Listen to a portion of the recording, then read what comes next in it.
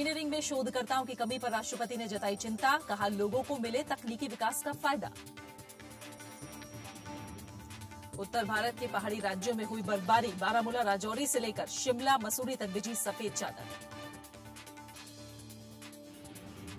Ranchi one day मुकाबले में भारत की शानदार जीत, इंग्लैंड को 7 विकेट से दी मात, सीरीज में 2-1 से आगे।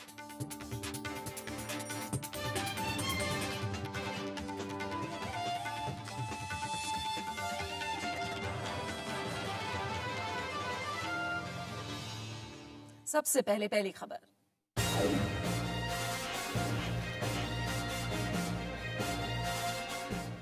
आज राहुल गांधी को कांग्रेस का उपाध्यक्ष बनाया गया है और उपाध्यक्ष बनाए जाने पर राहुल गांधी ने पार्टी का आभार जताया है।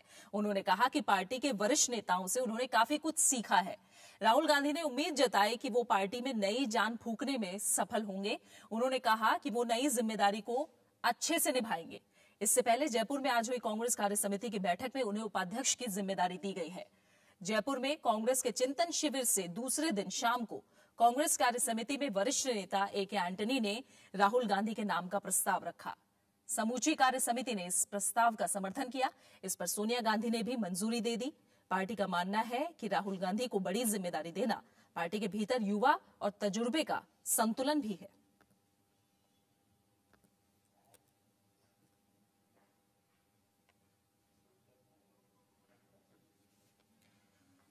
और जयपुर से हमारी संवाददाता अमृता राय हमारे साथ जुड़ी हैं, उनका हम रुख करेंगे। अमृता, जैसा राहुल गांधी ने खुद कहा कि पार्टी के नेताओं से उन्होंने बहुत कुछ सीखा है और कहीं ना कहीं हमने देखा भी, कई बार आवाजें उठी कि राहुल गांधी को नई जिम्मेदारी दी जाए, बड़ी जिम्मेदारी दी जाए, पर उस समय उन्होंने हामी नहीं भरी।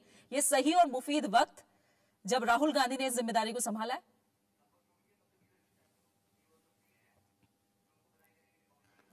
तो राहुल गांधी के उपाध्यक्ष घोषित होने के बाद तमाम नेताओं ने उन्हें बधाई दी।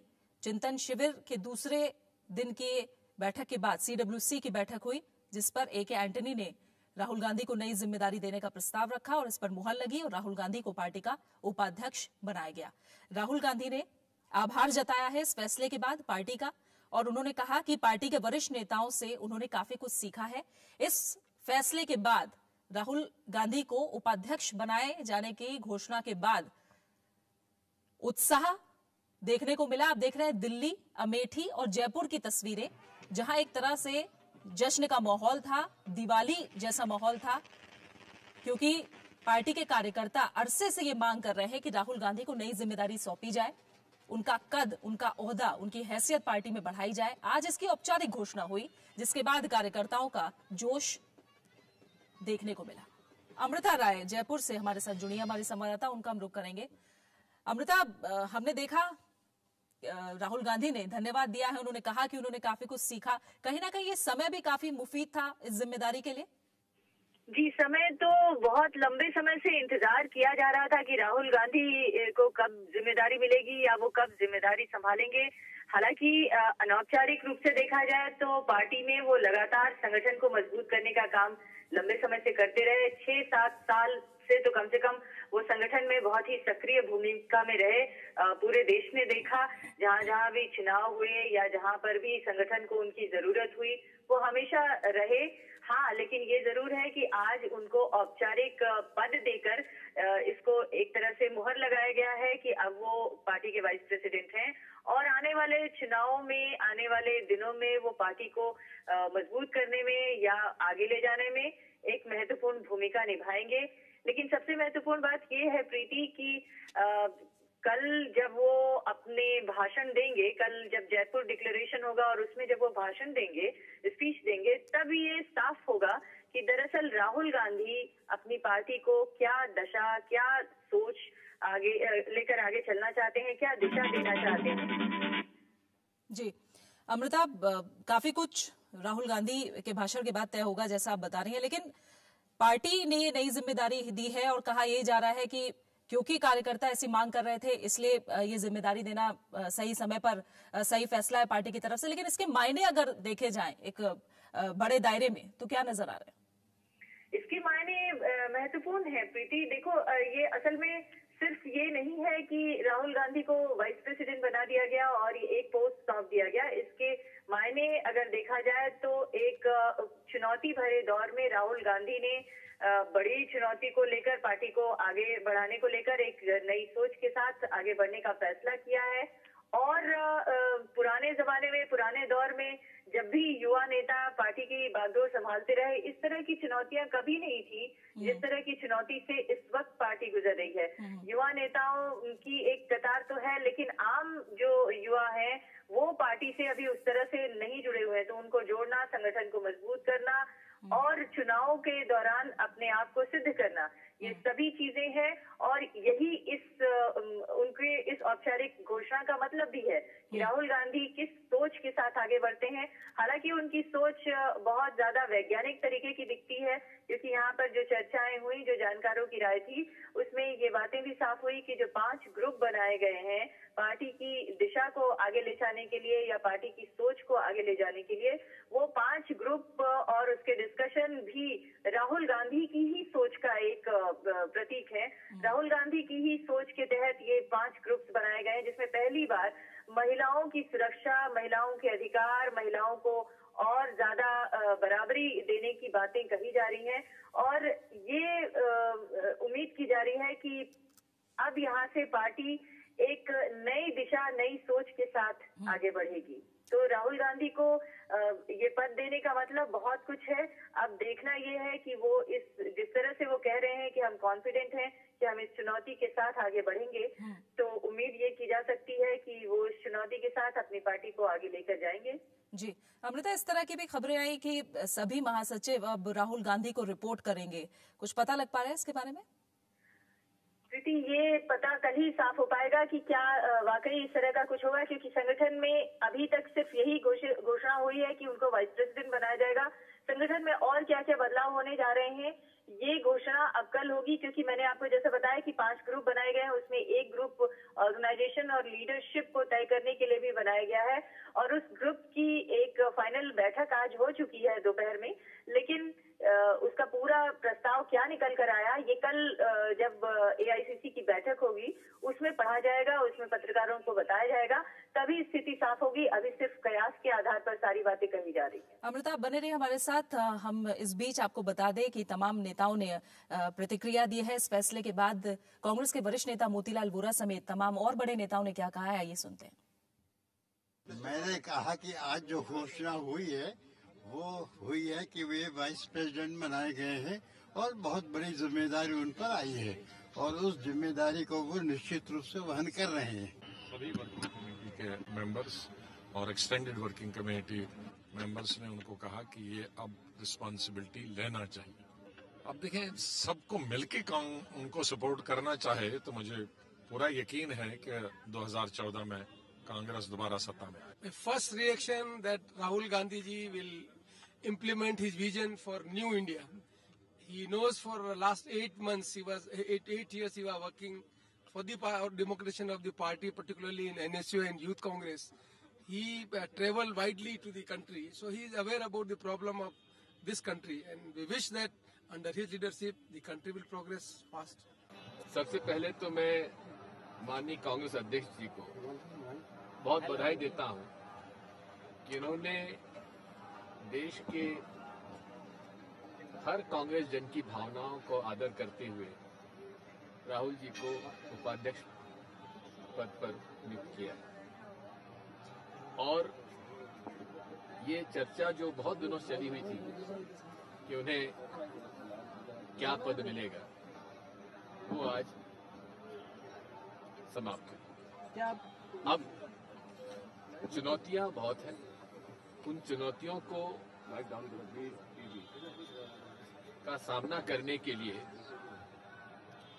हम सभी को अपना अपना दायित्व और गंभीरता से और सक्रियता से संभालना पड़ेगा, ताकि जब मैदान में या ऋण में हम उतरें तो हर तरह से हर व्यक्ति अपनी जिम्मेदारी पूरी करे। और इस फैसले के बाद जिन राज्यों में कांग्रेस की सरकार है वहां मुख्यमंत्रियों ने क्या प्रतिक्रिया दी है, ये सुनते हैं। Party is electrified with that decision. We are very happy I heartily congratulate him for having accepted the responsibility to the Vice President of the party.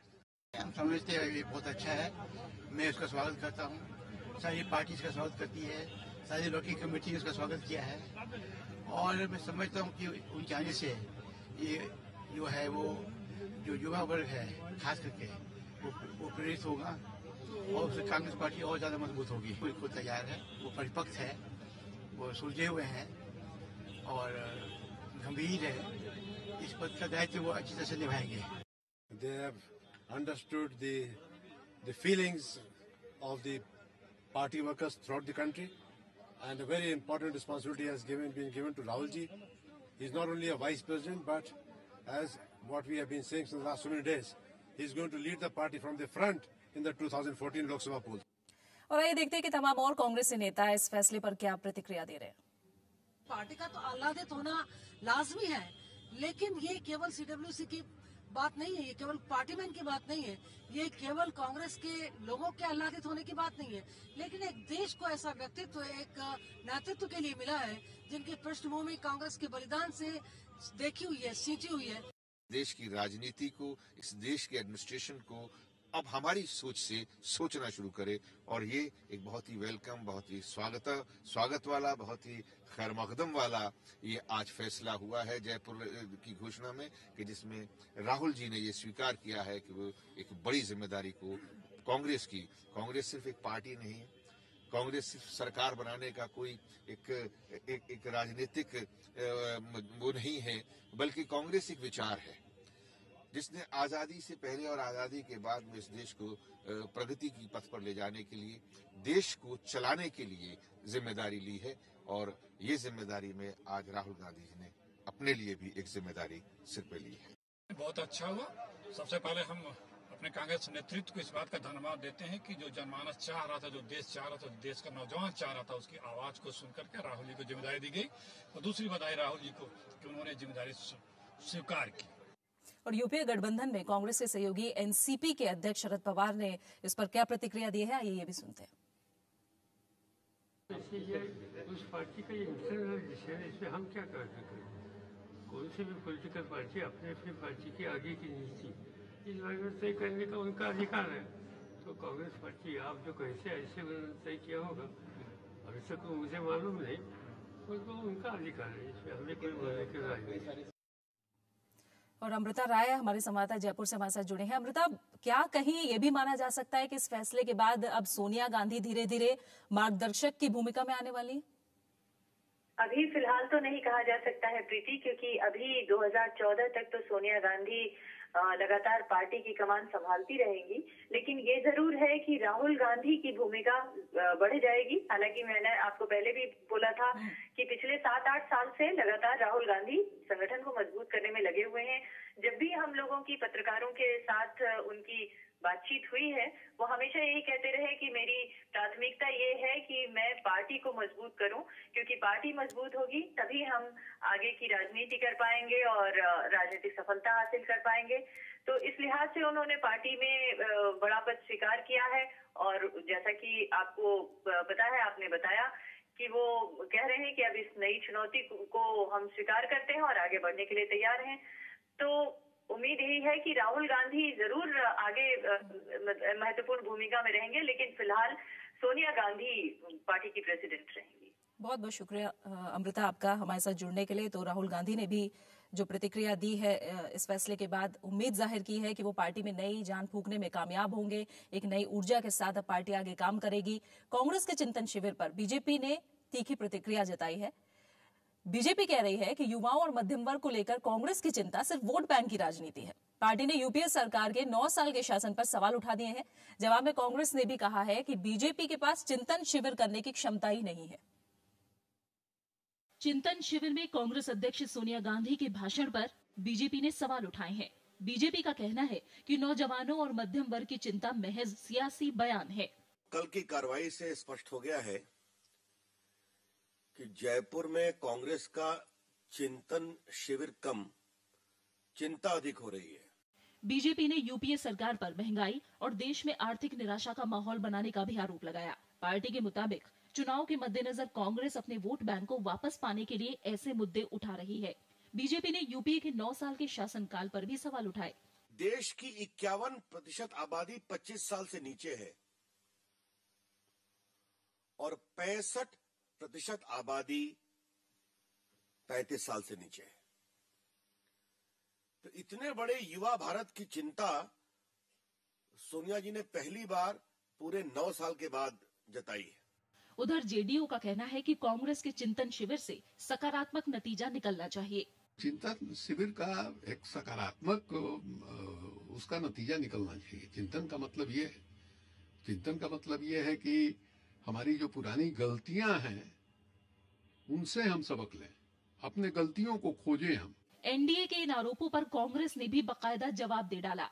Congress का कहना है कि बीजेपी के पास ऐसा चिंतन शिविर करने की क्षमता ही नहीं है। हमारी चिंतन शिविर है यहाँ, बीजेपी तो शिविर ऐसा चिंतन शिविर चला ही नहीं सकती है क्योंकि वो आरएसएस के कठपुतलियां हैं। क्या सोचेंगे वो, क्या चिंतन। विपक्ष को भले ही कांग्रेस की मंशा में खोट लगे, लेकिन कांग्रेस चिंतन शिविर में जिन मुद्दों को उठा रही है उन पर अंतिम फैसला जनता को ही करना है। Bureau report, Rajya Sabha TV. भले ही बीजेपी इस पर तीखी प्रतिक्रिया दे रही हो, लेकिन इस फैसले के बाद कई जगह देश में जश्न का माहौल नजर आया। आप तस्वीरें देख रहे हैं दिल्ली, अमेठी और जयपुर की, जहां राहुल गांधी को कांग्रेस का उपाध्यक्ष बनाए जाने की घोषणा के बाद ढोल नगाड़े बजने लगे, लोग सड़कों पर निकल आए और दिवाली जैसा माहौल नजर आया।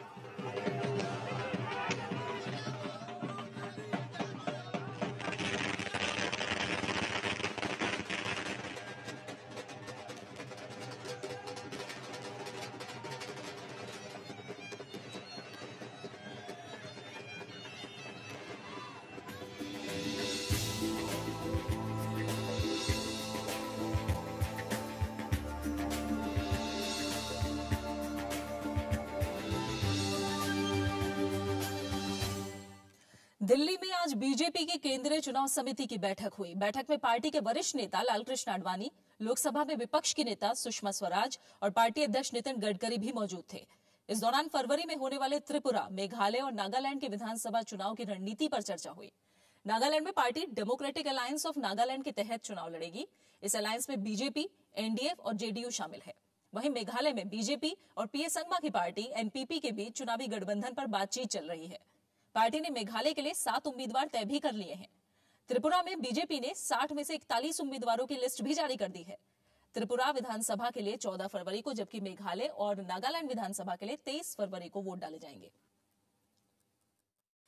नागालैंड के विधानसभा चुनाव के बारे में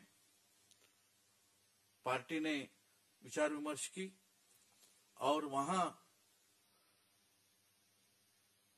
एक गठबंधन बनाया गया है, democratic alliance of Nagaland. Meghalaya में भारतीय जनता पार्टी और पूर्ण ए संगमा जी के एनपीपी के बीच में चुनावी गठबंधन की बातचीत हो रही है। खबरें जारी हैं, फिलहाल एक छोटा सा ब्रेक।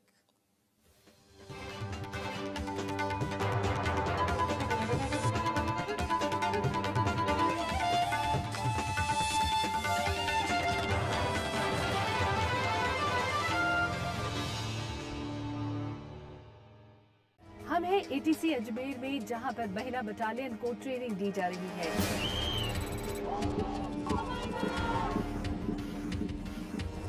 इनकी ड्यूटी, इनकी मेहनत और इनकी लगन इनके बुलंद हौसलों की तर्जुमान रही। सेवा भाव, इंसानियत और तत्परता जिसकी मिसाल है सीआरपीएफ की ये महिला बटालियन।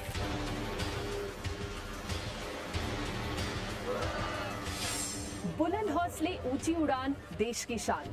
देखिए सीआरपीएफ महिला बटालियन पर हमारी ये खास पेशकश सिर्फ राज्यसभा टीवी पर।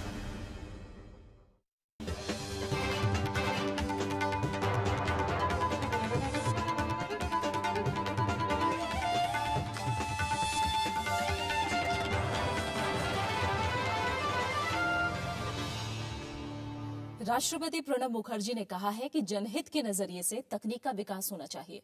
उन्होंने कहा कि अंतरिक्ष, परमाणु ऊर्जा, रक्षा जैसे अहम सामरिक क्षेत्रों समेत चिकित्सा और इंजीनियरिंग में कुशल शोधकर्ताओं की भारी कमी है, जिस पर खास ध्यान देने की जरूरत है। राष्ट्रपति ने ये बातें शिवपुर में बंगाल इंजीनियरिंग और साइंस यूनिवर्सिटी यानी बेसू के वार्षिक दीक्षांत समारोह में कही।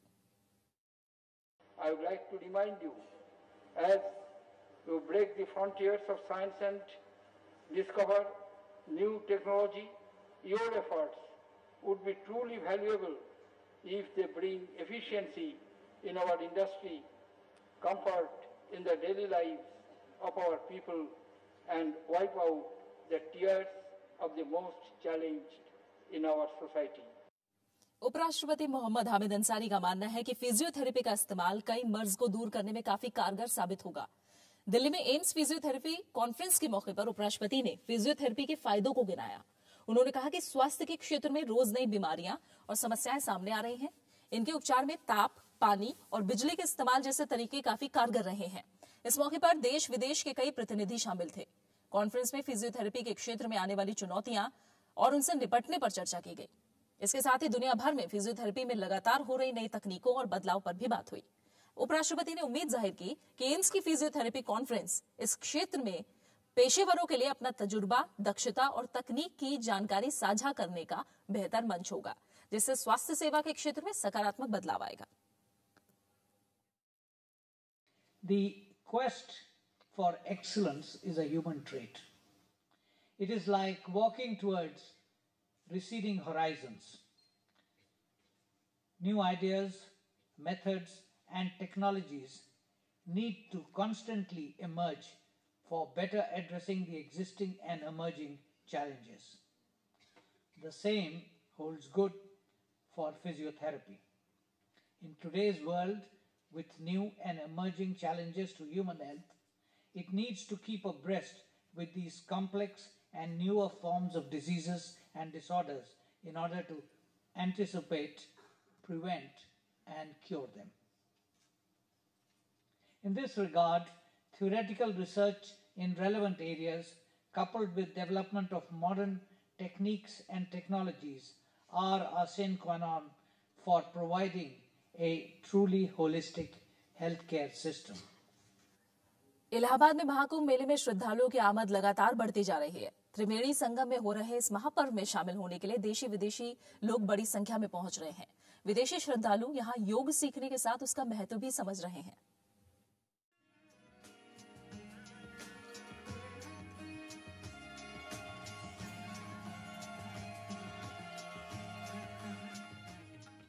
इलाहाबाद में उगता सूरज आजकल कुंभ की रौनक बढ़ा रहा है। सूर्योदय के साथ ही यहाँ त्रिवेणी संगम में नहाने का सिलसिला शुरू हो जाता है। लाखों की संख्या में आने वाले श्रद्धालुओं में बड़ी संख्या में विदेशी लोग भी शामिल हैं। 55 दिन तक चलने वाले इस कुंभ में लोग कई दिनों तक यहाँ रहकर हर कार्यक्रम का हिस्सा बनते हैं। कुंभ के दौरान यहाँ योग शिविर का भी आयोजन किया गया है। ज्ञान भी मिलती है, गुरुजनों की सेवा भी मिलती है, सभी संतों की आशीर्वाद मिलती है, स्नान भी होती है, अंदर की शांति होती है, शुद्ध हो जाती है। इससे लोगों के मौका मिलते हैं कि उनकी अंदर की रत्न जो है ये क्या है, मतलब इसकी दर्शन होती है, खुद की अमृत होती है। योग शिविर में प्राणायाम और हर तरह के आसन सिखाए जा रहे हैं, जो लोगों के लिए खासा आकर्षण का केंद्र है। लोगों का मानना है कि जिस तरह यहाँ 3 नदियों का संगम होता है, उसी तरह कुंभ में कई संस्कृतियों का संगम हो रहा है। 12 साल के बाद होने वाले कुंभ में लाखों लोगों की आस्था देखने को मिलती है। साधु संत हो, महिला पुरुष हो या फिर बच्चे, हर वर्ग हर धर्म के लोग यहाँ देखने को मिलते हैं।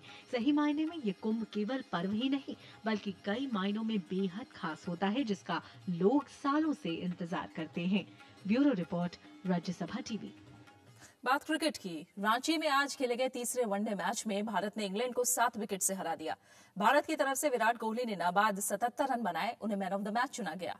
मैच में रवींद्र जडेजा ने शानदार गेंदबाजी की और 3 विकेट लिए। रांची के जेएससीए स्टेडियम में खेले गए मैच में भारत को इंग्लैंड के 156 के लक्ष्य का पीछा करने में ज्यादा परेशानी नहीं हुई। हालांकि भारत की शुरुआत अच्छी नहीं थी। सलामी बल्लेबाज अजिंक्य रहाणे बिना रन बनाए आउट हो गए। उसके बाद गौतम गंभीर और विराट कोहली ने संभलकर पारी को आगे बढ़ाया। गंभीर ने 33 रन बनाए, जबकि विराट कोहली ने नाबाद 77 रन बनाए। युवराज सिंह 30 रन बनाकर आउट हुए। बाद में कप्तान महेंद्र सिंह धोनी के स्ट्रोक पर 4 रन के साथ भारत ने आसानी से ये मैच जीत लिया। Behind, one down. भारत ने सुबह टॉस जीतकर इंग्लैंड को बल्लेबाजी का न्योता दिया, जिसका उसे फायदा भी मिला। सलामी बल्लेबाज और कप्तान एलिस्टर कुक ज्यादा नहीं टिक सके और 17 रन बनाकर आउट हुए। उसके बाद कोई भी बल्लेबाज ज्यादा देर क्रीज पर नहीं रुका। इंग्लैंड की पूरी टीम 42.2 ओवर में 155 रन बनाकर ऑल आउट हो गई। इंग्लैंड की ओर से जोसेफ रूट ने सबसे ज्यादा 39 रन बनाए। भारत की ओर से रविंद्र जडेजा सबसे सफल गेंदबाज रहे। उन्होंने 19 रन देकर 3 विकेट लिए, जबकि ईशांत शर्मा और आर अश्विन ने 2-2 विकेट लिए। भारत इंग्लैंड वनडे सीरीज के पहले मैच में इंग्लैंड ने भारत को हराया था। उसके बाद कोची और अब रांची वनडे जीतकर भारत ने 2-1 से बढ़त ले ली है। Bureau report, Rajya Sabha TV. उत्तर भारत के जम्मू कश्मीर, हिमाचल प्रदेश और उत्तराखंड के पहाड़ी इलाकों में ताजा बर्फबारी ने लोगों की मुश्किलें बढ़ा दी हैं। इससे राज्य के कई इलाके बाकी हिस्सों से कट गए हैं। हालांकि सैलानी बर्फबारी का पूरा मजा उठा रहे हैं। बर्फ से ढकी ये वादियां उत्तर भारत के पहाड़ी राज्यों की है। जम्मू कश्मीर में बारामूला और राजौरी समेत कई जगहों पर आज भी बर्फबारी हुई। इस वजह से आम जनजीवन पर असर पड़ा है। बर्फबारी के चलते तंगमर्ग से गुलमर्ग जाने वाले सैलानी फंसे हुए हैं। मौसम विभाग के मुताबिक मशहूर टूरिस्ट स्पॉट गुलमर्ग में बीती रात 4 फीट, दक्षिणी कश्मीर के कोकरनाग में 1 फीट और पहलगांव में आधा फीट बर्फबारी रिकॉर्ड की गई। इस बीच पिछले 2 दिनों से बंद जम्मू श्रीनगर हाईवे कुछ पाबंदियों के साथ खोल दिया गया है। कल से यहाँ जो है बर्फबारी जारी है और बिलखुसूस जो गुलमर्ग और ये टंगमर्ग का जो अभी रोड है, ये बिल्कुल कल से जो है अभी बंद पड़ा हुआ है। तो हालांकि हमने जो यहाँ का जो प्रशासन है उन्होंने शुरू कर दिया है रोड को क्लियर करने का, लेकिन इसमें अभी जिस हिसाब से बर्फबारी हो रही है तो अभी मुमकिन नहीं है कि अभी जो है ऊपर के लिए गाड़ियां हम छोड़ सकते। हिमाचल प्रदेश की राजधानी शिमला में हुई ताजा बर्फबारी ने शहर को पूरी तरह बर्फ में ढक दिया है। कई इलाकों में 2 फुट तक बर्फ जमा हो गई है। बिजली सप्लाई पर भी इसका गहरा असर पड़ा। सैलानी जहां बर्फबारी का लुत्फ उठा रहे हैं, वहीं स्थानीय लोगों की मुश्किलें बढ़ गई हैं। जनजीवन अस्त व्यस्त हो गया है, क्योंकि यहाँ पे लाइट की प्रॉब्लम है, पानी जम गया है, पानी की प्रॉब्लम है, ना ही दूध और ब्रेड की गाड़ियाँ यहाँ तक पहुँच रही है, जिससे कि लोगों को बहुत दिक्कतों का सामना करना पड़ रहा है और यहाँ पे लोग परेशान है और चीजें कुछ महंगी मिल रही है और ये जो सब्जियां वगैरह ये भी महंगी हो गई है। उत्तराखंड के मसूरी में बर्फबारी का लुत्फ उठाने भारी तादाद में सैलानी पहुंच रहे हैं। इससे राज्यों के कई गांवों का संपर्क शहरों से अब भी कटा हुआ है। पहाड़ी राज्यों में हो रही बर्फबारी ने उत्तर भारत में ठंड एक बार फिर बढ़ा दी है। दिल्ली समेत उत्तर भारत के कई इलाकों में ठंडी हवाएं चल रही हैं। Bureau report, Rajya Sabha TV. और इसी के साथ फिलहाल इस बुलेटिन में इतना ही। जाते जाते आपको छोड़ जाते हैं देश और दुनिया की कुछ बड़ी खबरों के साथ। नमस्कार। किंगफिशर एयरलाइंस को कर्ज देने वाले बैंकों ने कंपनी को जल्द 800 से 1000 करोड़ रुपए चुकाने को कहा है। शुक्रवार को किंगफिशर एयरलाइंस की कर्ज देने वाले बैंकों के साथ बैठक थी, जिसमें किंगफिशर को अपना रिवाइवल प्लान सौंपना था, लेकिन वो ऐसा नहीं कर पाई। बैठक में बैंकों पर कर्ज देने का दबाव भी बनाया गया, लेकिन बैंकों ने साफ इनकार कर दिया। छत्तीसगढ़ के सुकमा जिले में नक्सली हमले में घायल जवानों को इलाज के लिए रायपुर भेजा गया है। सुकमा जिले के तिमिलवाड़ा गांव के जंगल में शुक्रवार को नक्सलियों ने छत्तीसगढ़ सशस्त्र पुलिस बल के जवानों पर हमला किया था, जिसमें एक जवान की मौत हो गई थी। घायल जवानों को लाने गए हेलीकॉप्टर पर भी नक्सलियों ने गोलीबारी की थी। पश्चिम बंगाल के हुगली में तृणमूल कांग्रेस कार्यकर्ताओं और पुलिस के बीच झड़प हुई। पुलिस हिरासत में एक नेता की मौत के बाद कार्यकर्ताओं ने पुलिस थाने पर पथराव कर दिया, जिसके बाद हालात कुछ देर के लिए बेकाबू हो गए। असम के जोरहाट में एक पुलिस हवलदार और उसी के परिवार की 2 महिलाओं के शव संदिग्ध हालात में मिले। पुलिन रोनगफर नाम के ये हवलदार 15 असम पुलिस बटालियन से है। पुलिस को शक है कि हवलदार ने अपनी बीवी और बेटी की 9 mm सर्विस रिवॉल्वर से हत्या की और बाद में खुद आत्महत्या कर ली। मेलबर्न में हो रहे ऑस्ट्रेलियन ओपन टूर्नामेंट में आज भारत के लिए मिला जुला दिन रहा। पुरुष युगल मुकाबलों में भारत के महेश भूपति और कनाडाई जोड़ीदार डेनियल नेस्टर ने तीसरे दौर में प्रवेश कर लिया। वहीं रोहन बोपन्ना और अमेरिकी जोड़ीदार राजीव राम की जोड़ी को हार का सामना करना पड़ा। भूपति और नेस्टर की जोड़ी को अब बोलेली और फैगनीनी की इतालवी जोड़ी के साथ खेलना है। नेपाल में 8 साल पुराने एक हत्याकांड में सुप्रीम कोर्ट ने प्रधानमंत्री बाबूराम भट्टाराई को समन जारी किया है। अदालत ने प्रधानमंत्री से 7 दिन में लिखित जवाब मांगा है। भट्टाराई पर आरोप है कि उन्होंने 2004 में एक पत्रकार की हत्या की जांच में दखल किया था।